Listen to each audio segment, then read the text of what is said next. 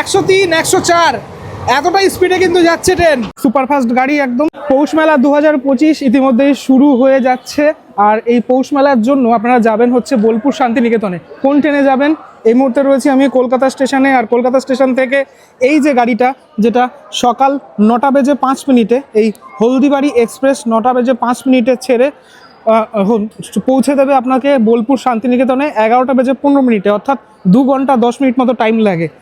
12363 Kolkata Haldibari intercity express 149 কিলোমিটারের এই যাত্রাপথে আপনার ভাড়া পড়বে 2S-এ 100 টাকার কাছাকাছি। 100 টাকাও না, ঠিক 98 টাকা মতো ভাড়া পড়বে। একদম এই গাড়িটা সুপারফাস্ট গাড়ি একদম।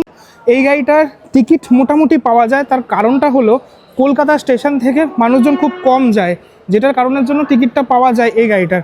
আর যদি হাওড়া থেকে ওঠেন যে কোনো গাড়িতে, তাহলে সেই টিকিটটা নাও পেতে পারেন।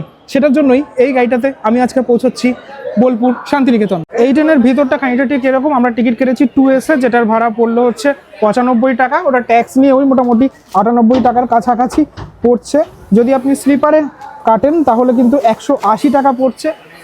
সিসিতে অর্থাৎ চেয়ার কাট যদি আপনি কাটেন তাহলে সেক্ষেত্রে ফেয়ার পড়ছে 315 টাকা। আর 3A-তে পড়ছে হচ্ছে 560 টাকা। একদম নির্ধারিত সময় অর্থাৎ 9টা বেজে 5 মিনিটে ট্রেন কিন্তু আমাদের ছেড়ে দিল।